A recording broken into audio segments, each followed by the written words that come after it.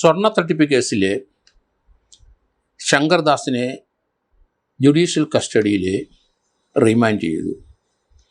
ഇന്നലെ കൊല്ലത്തെ vigilance judge തിരുവനന്തപുരത്തെ അദ്ദേഹത്തിൻ്റെ ഹോസ്പിറ്റലിൽ നേരിട്ട് വന്നു. അദ്ദേഹത്തിനെ റിമാൻഡ് ചെയ്ത വിവരം അറിയിച്ചു. ആ സമയത്ത് അന്വേഷണ ഉദ്യോഗസ്ഥൻ ശശിധരനും ഉണ്ടായിരുന്നു. പ്രൈവറ്റ് ഹോസ്പിറ്റലിൽ സാധാരണഗതിയിൽ ആരെയും കിടത്താറില്ല. അദ്ദേഹത്തിൻ്റെ അസുഖത്തിൻ്റെ കാഠിന്യം എത്രമാത്രം ഉണ്ട് എന്ന് ജഡ്ജി പരിശോധിക്കും. അത് ഡോക്ടർമാരുടെ അഭിപ്രായം ചോദിച്ചു കഴിഞ്ഞു. 85 വയസ്സുള്ള വ്യക്തിയാണ്. അദ്ദേഹം ICUയിലായിരുന്നു. ഇപ്പോഴേ വാർഡിലേക്ക് മാറ്റി, അല്ലെങ്കിൽ റൂമിലേക്ക് മാറ്റി. ശാരീരിക അസ്വസ്ഥതയുള്ള വ്യക്തി തന്നെയാണ്, പക്ഷേ 85 വയസ്സുമുണ്ട്. ഏതായാലും പ്രൈവറ്റ് ഹോസ്പിറ്റലിൽ നിന്ന് ഇതേ ചികിത്സകൾ ലഭ്യമാകുന്ന തിരുവനന്തപുരം മെഡിക്കൽ കോളേജിലേക്ക് അടിയന്തരമായിട്ട് മാറ്റും എന്നാണ് ഞാൻ കരുതുന്നത്. കാരണം ഇപ്പോൾ പൂജപ്പുര ജയിലിലേക്ക് മാറ്റാൻ സാധ്യത വളരെ കുറവാണ്. അവിടെ ഹോസ്പിറ്റൽ സൗകര്യമെല്ലാം ഉണ്ടെങ്കിലും അദ്ദേഹത്തിൻ്റെ അസുഖങ്ങളും മറ്റു കാര്യങ്ങളും എല്ലാം ഒരു നോർമൽ സ്റ്റേജിലേക്ക് വരുന്നിടം വരെ തിരുവനന്തപുരം മെഡിക്കൽ കോളേജിലെ പോലീസ് സെല്ലിൽ അല്ലെങ്കിൽ ജയിൽ സെല്ലിൽ തന്നെ അദ്ദേഹം കഴിയേണ്ടി വരും. എന്നാണ് അദ്ദേഹത്തിനെ ഇവിടുന്ന് മാറ്റി തിരുവനന്തപുരം മെഡിക്കൽ കോളേജിലേക്ക് ഏതായാലും കൊണ്ടുപോകുന്നതെന്നറിയില്ലെങ്കിൽ 1-2 ദിവസത്തിനകം മാറ്റിയിരിക്കും. അതുവരെ അവിടെ പോലീസ് ഗാർഡിലായിരിക്കും പ്രൈവറ്റ് ഹോസ്പിറ്റലിൽ അദ്ദേഹം കഴിയുന്നത്. കാരണം ഇപ്പം ജുഡീഷ്യൽ കസ്റ്റഡിയിലാണ്, കോടതിയുടെ അധികാര പരിധിയിലാണ് അദ്ദേഹം. അവിടുന്ന് വിദഗ്ധ ചികിത്സ തുടർന്ന് ലഭ്യമാകണമെന്ന് കോടതിക്ക് തോന്നിയാൽ മെഡിക്കൽ കോളേജിൽ തന്നെ പോലീസ് സെല്ലിൽ അവിടെ തന്നെ അദ്ദേഹം കഴിയേണ്ടി വരും. അദ്ദേഹത്തിൻ്റെ ഫിസിക്കൽ കണ്ടീഷൻ നോർമലാണ് എന്ന് കണ്ടെത്തിയാൽ മാത്രമേ ഇനി ജയിലിലേക്ക് മാറ്റുള്ളൂ എന്നാണ് ഞാൻ കരുതുന്നത്. ഏതായാലും അദ്ദേഹത്തിൻ്റെ മെഡിക്കൽ റിപ്പോർട്ടിൽ കോടതി പരിശോധിക്കുകയും നോക്കുകയൊക്കെ ചെയ്തിട്ടുണ്ട്. ഏതായാലും പ്രൈവറ്റ് ഹോസ്പിറ്റലിൽ നിന്ന് മാറ്റി അദ്ദേഹത്തിനെ തിരുവനന്തപുരം മെഡിക്കൽ കോളേജിലേക്ക് അടിയന്തരമായിട്ട് മാറ്റും എന്നാണ് തോന്നുന്നത്.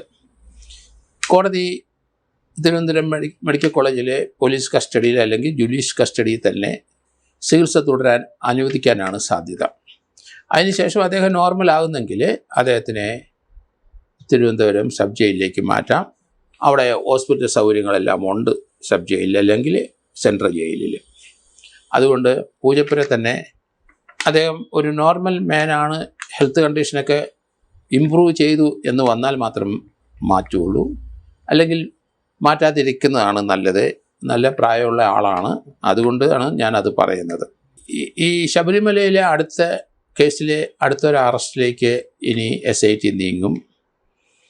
കാരണം പ്രശാന്തിൻ്റെ അറസ്റ്റ് ചെയ്യണം, അറസ്റ്റ് നടപ്പാക്കണം. അദ്ദേഹത്തിൻ്റെ പീരീഡിലും ഈ ശബരിമലയിൽ നിന്ന് സ്വർണ്ണപ്പാളികൾ ചെന്നൈക്ക് പോയിട്ടുണ്ട്. അതുകൊണ്ട് അദ്ദേഹവും ആ കാര്യത്തിൽ വിരുദ്ധനാണ് എന്ന് പറയേണ്ടി വരും. അതുകൊണ്ട് അദ്ദേഹത്തിനെയും അറസ്റ്റിൽ ഉൾപ്പെടുത്താനാണ് സാധ്യത. എത്രയും പെട്ടെന്ന് അറസ്റ്റ് ഉണ്ടാകുമെന്നാണ് ഞാൻ കരുതുന്നത്. അദ്ദേഹത്തിൻ്റെ ഒപ്പം ദേവസ്വം ബോർഡ് മെമ്പർമാരായി 2 പേരുണ്ടാവും. അവരുടെ റോള് തീർച്ചയായിട്ടും അന്വേഷിച്ചിട്ടുണ്ടാവും SIT. അങ്ങനെയെങ്കിൽ അവരെയും കൂടെ അറസ്റ്റ് ചെയ്യേണ്ടി വരും. ദേവസ്വം ബോർഡിൻ്റെ പ്രസിഡന്റുമാരുടെ ലെവലിലുള്ള അറസ്റ്റുകൾ പൂർത്തിയാകാനാണ് സാധ്യത ഈ പ്രശാന്തിൻ്റെ അറസ്റ്റോടുകൂടി. അതിനുശേഷം കുറച്ചുകൂടെ ഹയറപ്പിലേക്ക് കാര്യങ്ങൾ പോകുന്നെങ്കിൽ ആ രീതിയിലേക്ക് SIT മാറും. കാരണം അറസ്റ്റ് ഈ കേസിനകത്ത് അനിവാര്യമാണ്, അതെല്ലാം നടത്തിക്കഴിഞ്ഞു. അതിൻ്റെ ടോപ്പിൽ ആരൊക്കെ അതിനകത്ത് പങ്ക് ചേർന്നിട്ടുണ്ട് അവരെയും അറസ്റ്റിന് വിധേയമാക്കിയേ പറ്റുള്ളൂ. അത് അന്വേഷണം പൂർത്തീകരിക്കാൻ അത് ആവശ്യമാണ്. അതേസമയത്ത് തൊണ്ടി സാധനങ്ങളുടെ അവസ്ഥയാണ്. അത് എന്ത് പറ്റി, എങ്ങോട്ട് പോയി, ആരുടെ കൈവശമാണ് എന്നുള്ള കാര്യങ്ങളൊക്കെ ഇനി കണ്ടെത്തേണ്ടിയിരിക്കുന്നു.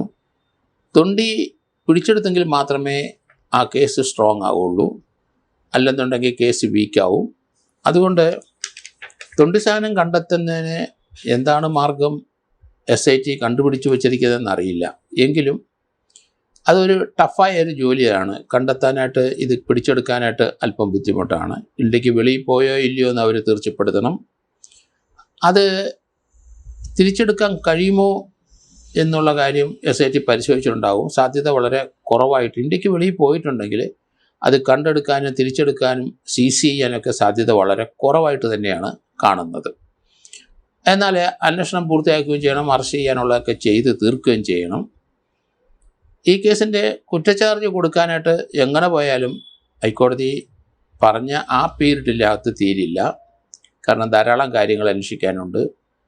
ഇതിനെ വെളിയിൽ സ്വർണം പൂശിയ തകിടുകൾ അല്ലെങ്കിൽ അങ്ങനെയുള്ള സാധനങ്ങൾ വെളിയിൽ പോയെങ്കിൽ തന്നെയും അതിൻ്റെ പണം ഇവിടെ ലഭ്യമായിട്ടുണ്ട്. ആ പണം ഏതൊക്കെ വഴിക്ക് സഞ്ചരിച്ച് എങ്ങോട്ടൊക്കെ പോയി എന്ന് SIT കണ്ടെത്തിയേ വെക്കുള്ളൂ. അത് വെറും ലബോറിയസ് ആയിട്ടുള്ളൊരു പ്രോസസ്സാണ്. വളരെയധികം പണിപ്പെട്ട് വേണം അത് കണ്ടെടുക്കാൻ. ആ മണിയുടെ ഫ്ലോ എങ്ങോട്ടൊക്കെയാണ് എന്ന് കണ്ടെത്തേണ്ടിയിരിക്കുന്നു. എങ്കിലും ഈ ഒരു കേസിന് ശബരിമലയിലെ കാലാകാലങ്ങളായിട്ട് ധനലക്ഷ്മി ബാങ്കാണ് അവിടുത്തെ പണം കൈകാര്യം ചെയ്യുന്നത്. അവരുടെ സ്റ്റാഫ് അവിടെ തന്നെയുണ്ട്. പണം വന്ന് വീഴുന്നത് അപ്പം തന്നെ എണ്ണി തിട്ടപ്പെടുത്തിയാണ് പോകുന്നത്.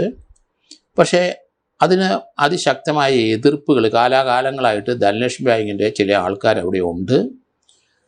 ആ ധനലക്ഷ്മി ബാങ്കിൽ ഏത് ബ്രാഞ്ചിലേക്കാണ് ഈ പണം പോകുന്നതെന്ന് എനിക്കറിയില്ല. എന്നാലും ധനലക്ഷ്മി ബാങ്കിൻ്റെ ഒരു ബ്രാഞ്ച് അവിടെ പ്രവർത്തിക്കുന്നു എന്നാണ്. പണങ്ങൾ അന്നന്ന് അവിടെ തന്നെ എണ്ണി തിട്ടപ്പെടുത്തി അത് അന്നേ ദിവസം തന്നെ ബാങ്കിലേക്ക് മാറ്റും.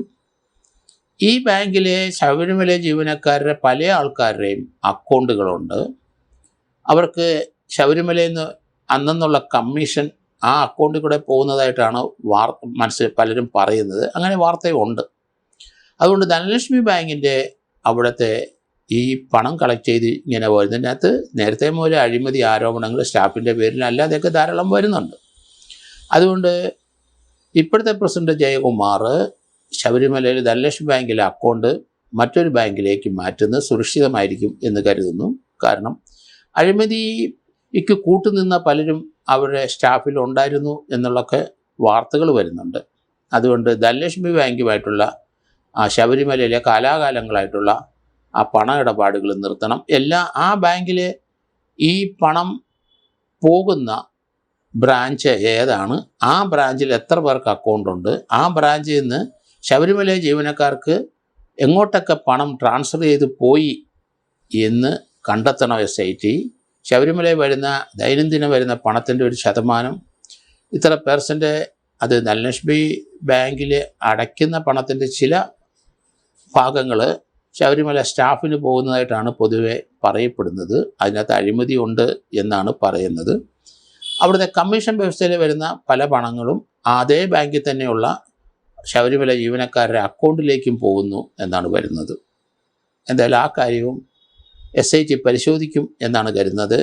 അത് ബാങ്ക് അടിയന്തരമായി മാറി മറ്റൊരു ബാങ്കിലേക്ക്, അല്ലെങ്കിൽ അത് സർക്കാരിൻ്റെ തന്നെ ട്രഷറി ബാങ്കിലേക്കോ അത് പത്തനംതിട്ട അങ്ങനെ അടയ്ക്കാനുള്ളൊരു സംവിധാനം ഉണ്ടാകുന്നത് നല്ലതാണ് എന്ന് ഞാൻ കരുതുന്നു.